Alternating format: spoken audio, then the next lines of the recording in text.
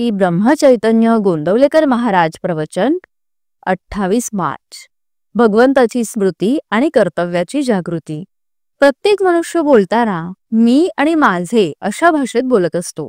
म्हणजे प्रत्येक व्यक्तीला या दोन्ही बाबतीत काही कर्तव्य असतात. माझे या शब्दात शरीर आणि तत्संबंधी सर्व गोष्टी येतात. आयुष्यात मीचे कर्तव्य परमेश्वर प्राप्ती हे आहे आणि देहाचे कर्तव्य देहाशी संबंधित असलेल्या प्रत्येक व्यक्तीबद्दलचे असते.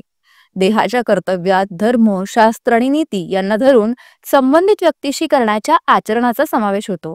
म्हणजेच ज्याच्याशी जसा आपला संबंध असेल त्याप्रमाणे त्याच्या बाबतीत आपले कर्तव्य चोख पार पाडणे.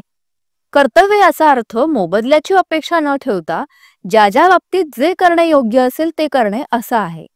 मनुष्याने मी आणि देह या दोहोंच्या बाबतीतली कर्तव्य समान चालीने करीत राहिले पाहिजे. मीच हे कर्तव्य करीन पण देहाने कसाही वागेल असे म्हणून चालणार नाही. याचे कारण असे आहे की समजा एखादा मनुष्य नोकरी करीत आहे. तो ती नोकरी कशा करता करतो याचा विचार केला तर असे दिसते की ती नोकरी करायला दुसरे कोणी नव्हते म्हणून तो ती नोकरी करीत नसतो, तर त्या नोकरीतून मिळणारा पैसा कुटुंब रक्षणाकरिता उपयोगी पडेल म्हणून तो ती नोकरी करीत असतो. समजा त्याने नोकरी केली पण मिळणारा पैसा घरात दिला नाही तर त्या नोकरीचा काही उपयोग नाही. तसे मीचे कर्तव्य म्हणजे भगवंताचे अनुसंधान केले पण देहाचे कर्तव्य म्हणजे सदाचरण आणि संबंधित व्यक्तींशी असलेली कर्तव्य न केली तर नोकरी करून पैसे घरी न दिल्यासारखे होईल.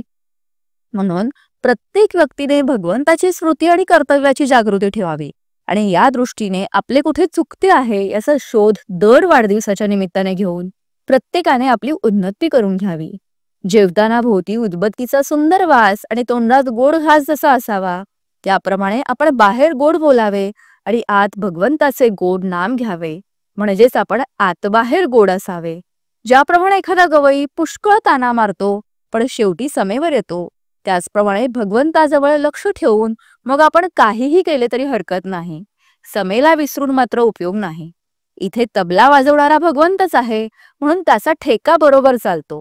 ठेक्याप्रमाणे म्हणजे भगवंताच्या ठेक्याला अनुसरून म्हणजेच त्याच्या स्मरणात जो गवई गाईल तो बरोबर मार्गावर राहील आणि शेवटी समेवर येईल.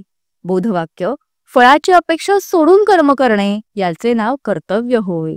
जय श्रीराम.